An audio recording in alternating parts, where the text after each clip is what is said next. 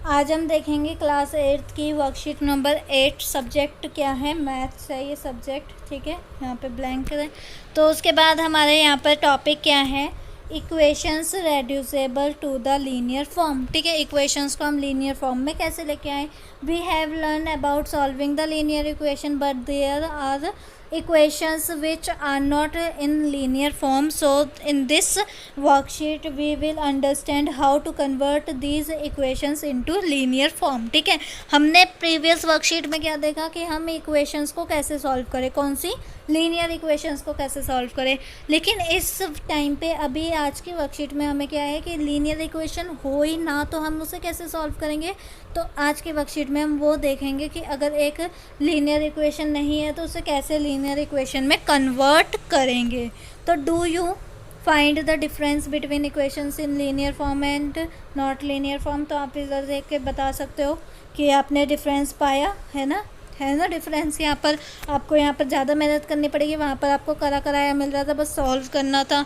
तो यहाँ पे क्या है, let us observe the equations in the table. देखो ये वाली हैं लीनियर इक्वेशंस, ये हैं नॉट लीनियर इक्वेशंस। क्या आपको डिफरेंस मिल रहा है इन्हें देखकर? फ्रैक्शंस फॉर्म में है ना, कुछ डिफरेंस है, ठीक है। तो यस, हमें डिफरेंस मिल रहा है। तो क्वेश्चन नंबर 1 ही देख लेते हैं क्या कह रहा है हमसे। सॉल्व द इक्वेशन, इसे सॉल्व करते हैं। तो सबसे पहले जूम ताकि समझ में आए,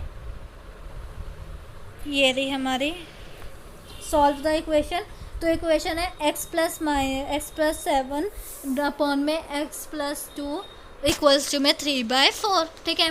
तो हम क्या करेंगे, क्रॉस मल्टीप्लिकेशन। ऐसी इक्वेशंस में हम क्या करते हैं, क्रॉस मल्टीप्लिकेशन करते हैं। मीन्स इस 4 को इधर लेके चले जाएंगे और इस x प्लस 2 को इधर 3 के पास मल्टीप्लाई में लेके चले जाएंगे। तो जब ये मल्टीप्लाई होगा तो ये 4x से भी मल्टीप्लाई होगा और 7 से भी मल्टीप्लाई होगा, और एज वेल एज ये 3x से भी मल्टीप्लाई होगा और 2 से भी मल्टीप्लाई होगा। तो मल्टीप्लाई करके हमारे पास क्या आया, 4x और 4 multiply by 7 28, 3x, 3 multiply by 2 6, ठीक है। तो ये जो हमने अब हमारे पास क्या आई है, ये एक इक्वेशन बनी है जहाँ पर दोनों साइड क्या है, हमारे पास वेरिएबल्स हैं। तो हम क्या करेंगे, वेरिएबल्स को एक तरफ ले आएंगे और नंबर्स को एक तरफ ले जाएंगे। तो हमने सेकेंड बार नेक्स्ट स्टेप में यही करा कि वेरिएबल्स को एक तरफ और नंबर्स को एक तरफ, और इन्हें सॉल्व करके हमारी x की वैल्यू क्या निकल के आ गई, -22, ठीक है। तो यहाँ पर हमारी x की वैल्यू निकल के आ गई है। अगर हमें इसे वेरीफाई करना है कि क्या ये मेरा आंसर सही है, वैल्यू ऑफ x क्या मेरी सही है, -22 सही है, तो हम वेरिफिकेशन कैसे कर सकते हैं।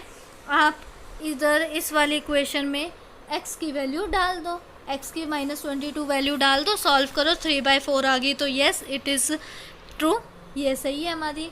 तो हम क्या करते हैं, now verify the value of x। कैसे, take the LHS means right left hand side of the equation and substituting the value of x। -21 हमने कर दी सब्सटीट्यूट, तो कितना है 15/20। अब ये सोच मत लेना कि -15/20 आया तो ये तो हो ही नहीं, बस हमारा आंसर तो गलत है, वो भगवान क्या करे, ऐसे मत सोचना।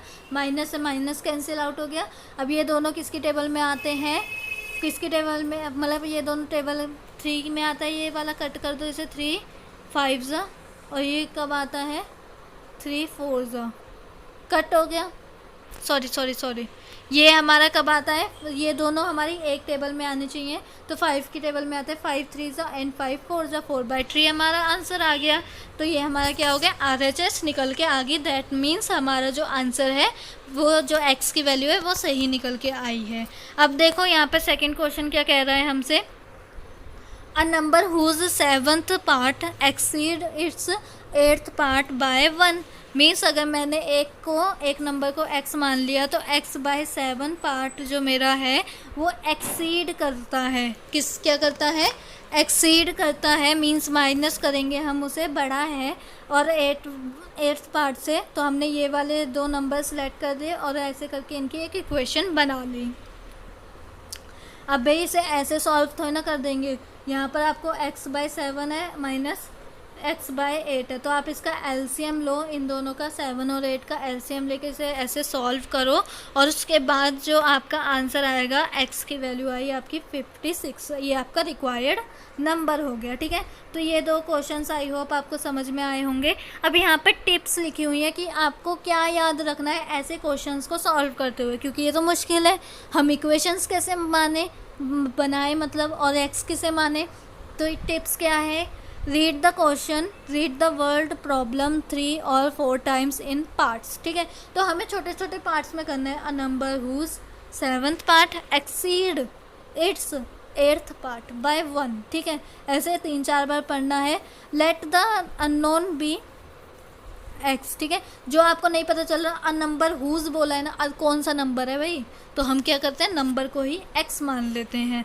देन उसके बाद right a given relation steps by step. ठीक है, तो हम क्या करेंगे, इनके बीच में रिलेशंस, जैसे कि हमने ये सब मान लिया, लेट कर लिया, अब इनका रिलेशन लिखेंगे कि 7th part x by 7 exceed means minus by its 8th part by 1, तो इक्वल्स टू में 1। ठीक है, उसके बाद क्या गए, in the last solve the equation. अब क्या करोगे, अब आपके पास इक्वेशन बन गई, सॉल्व करो जैसे ये वाले करते थे। ठीक है, तो आई होप आपको पता चल गया होगा कैसे करना है, बहुत ईजी होता है। तो अब क्या करते हैं, कुछ क्वेश्चंस देख लेते हैं इन पे, लेट्स सी। फर्स्ट क्वेश्चन क्या है, सॉल्व द फॉलोइंग। तो एक एक करके देखते हैं कि इन्हें सॉल्व कैसे करते हैं। ठीक है, तो ये हमारे पास क्वेश्चन है 2x + 3 अपॉन में 4x - 5 इक्वल्स टू में 3/7। मैंने इसका क्रॉस मल्टीप्लिकेशन करा, मीन्स 7 को मैं इधर न्यूमरेटर में और इस वाले डिनोमिनेटर को मैं दूसरी साइड न्यूमरेटर में ले आई। तो यहाँ पर आप देख सकते हो मैं ऐसे लेके आई, फिर मैंने 7 को 2x से भी मल्टीप्लाई करा और 7 को मैंने 3 से भी मल्टीप्लाई करा। ऐसे ही मैंने 3 को 4x से भी मल्टीप्लाई करा और 3 को 5 से भी मल्टीप्लाई करा। फिर मेरे पास क्या है, 7 2 = 14x, 7 3 = 21, देन उसके बाद 3 4 = 12x, 3 5 = 15। ठीक है, अब मैंने क्या देखा, मेरे पास आ गए हैं 2 वेरिएबल्स, 2 क्या आए हैं, नंबर्स। दोनों वेरिएबल्स को एक साइड ले आई, दोनों नंबर्स को एक साइड ले आई। अब मैंने जब इन्हें सॉल्व करा तो मेरे पास ये आया। अब मेरे पास क्या है, मेरे को x को अकेला छोड़ना है, तभी मेरे पास x की वैल्यू आएगी। तो ये x के साथ मल्टीप्लाई हो रहा था, मैंने इधर ले आई तो डिनोमिनेटर में आ गया, क्योंकि उधर न्यूमरेटर में था। उसके बाद मैंने जब इसे करा कट तो मेरा आया -18। ठीक है, तो ये तो हो गया फर्स्ट वाला। अब आते हैं सेकंड वाले पे। तो सेकंड वाला क्या है, सेकंड वाला आपको यहाँ पर दिख रहा है, यहाँ पे भी हमें क्रॉस मल्टीप्लिकेशन करना है, मीन्स 2 को इधर लेके जाना है और 1 से इसकी पूरी की मल्टीप्लाई करनी है। तो 1 से किसी भी नंबर को मल्टीप्लाई करोगे तो वही नंबर आएगा, तो मैंने कुछ नहीं करा है 1 से मल्टीप्लाई। और 2 को मैंने 5x से भी मल्टीप्लाई करा और 2 को 4 से भी मल्टीप्लाई करा है। देन मेरे पास ये आई है, दोनों दो तरफ वेरिएबल्स हैं और दो तरफ नंबर्स हैं, तो दोनों वेरिएबल्स को मैं एक साथ ले आई हूँ और दो नंबर्स को एक साथ ले आई हूँ, तो मेरा आंसर आया 15/7। ठीक है, अब आते हैं नेक्स्ट वाले पे। देखो ये थर्ड वाला क्या है, y अपॉन में y + 3 लिखा, तो मीन्स 8 को मैं इधर लेके जाऊँगी और y + 3 को मैं दूसरी तरफ लेके आऊँगी इक्वल्स टू के। ठीक है, और आपको पता है न्यूमरेटर में होता है तो डिनोमिनेटर में, डिनोमिनेटर में होता है तो न्यूमरेटर में। मेरे पास ये आया और मैंने 7 की मल्टीप्लाई 5 y से भी करी और 7 की मल्टीप्लाई 3 से भी करी है, तो मेरे पास क्या आया, ये 8y इक्वल्स टू में 7y + 21। अब मैं 7y को दूसरी तरफ लेके आऊँगी तो वो इधर प्लस का था तो इधर आके माइनस का हो जाएगा और y की वैल्यू आ जाएगी 21। अब आते हैं फोर्थ वाले पे। तो फोर्थ वाला भी बहुत सिंपल है, उसमें भी हमें क्रॉस मल्टीप्लिकेशन करना था, इसके नीचे कुछ नहीं था तो 1 लगा लो और 1 से जब किसी की भी मल्टीप्लाई करोगे तो आंसर हमेशा वही नंबर आता है। देन उसके बाद यहाँ पे मैंने क्या करा, ये 5z जो था वो बहुत बड़ा था, z से कंपेयर करा तो z से बहुत बड़ा था। मैंने क्या करा, इस z को ही लेके गई, क्योंकि अगर मैं इस 5z को लेके आती तो ये प्लस का है और उधर आके माइनस में हो जाता तो सारा आंसर मेरा ज़्यादा नेगेटिव वाले फॉर्म में हो जाता और मेरे लिए मुश्किल होता। तो मैंने क्या करा, इस नेगेटिव को इग्नोर करने के लिए इस छोटे वाले को मैं ले गई। तो अगर यहाँ पे माइनस में भी आया ये मेरा -z, तो इसने 5z से कवर अप कर लिया कि प्लस माइनस माइनस होता है और साइन बड़े वाले का आता है, तो प्लस 5z बड़ा है। ठीक है, उसके बाद यहाँ पर देखो, अब मैंने 4 यहाँ पर एज इट इज़ रहा, उसके बाद यहाँ पे माइनस करा तो 4z आ गया। अब मेरे को z को अकेला छोड़ना है, तभी मेरे पास क्या आएगा, z की वैल्यू आएगी। तो मैंने z को इधर लेके आ गई डिनोमिनेटर में, न्यूमरेटर में था, और आंसर 1 आ गया z का, ठीक है। और आप इसे ऐसे चेक भी कर सकते हो। अब आते हैं सेकंड क्वेश्चन पे।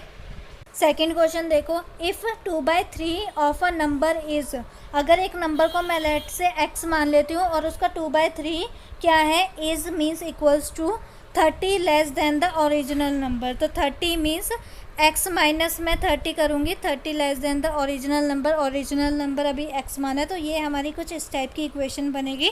देन फाइंड द नंबर, तो हम ये x की वैल्यू फाइंड आउट कर लेंगे, तो हमारा आंसर आ जाएगा। Let's see. देखो हमने यहाँ पर यही करा है कि let the number be x, जो हमने नंबर मान चाहिए था उसे हमने x मान लिया। अकॉर्डिंग टू क्वेश्चन क्या बोल रहा था, 2/3 ऑफ x इक्वल्स टू में जो ओरिजिनल नंबर है मीन्स x, उसमें से अगर 30 माइनस करोगे तो ये एक दूसरे के इक्वल आएगा, ठीक है। ऐसे ही हमसे कुछ कह रहा था, तो मैंने ये इक्वेशन बना ली है। अब इस इक्वेशन को बनाने के बाद मैंने क्या देखा, ये तो x 2 के साथ है, 3 अपॉन में डिग्री नीचे रह गया, तो मैं इसे क्रॉस में लेके चले गई दूसरी साइड, और 3 मल्टीप्लाई में हुआ, तो मेरे पास ये कुछ ऐसी इक्वेशन बन गई। अब मेरे को सॉल्व करना पड़ेगा, तो 2x तो एज इट इज़ रहेगा, 3 को मैं x से भी मल्टीप्लाई करूँगी और 30 से भी मल्टीप्लाई करूँगी, तो मेरे पास ऐसी इक्वेशन आ जाएगी। उसके बाद मैं क्या करूँगी, इस 3x को इधर लेके आ जाऊँगी, ठीक है, वेरिएबल्स एक तरफ और नंबर एक तरफ।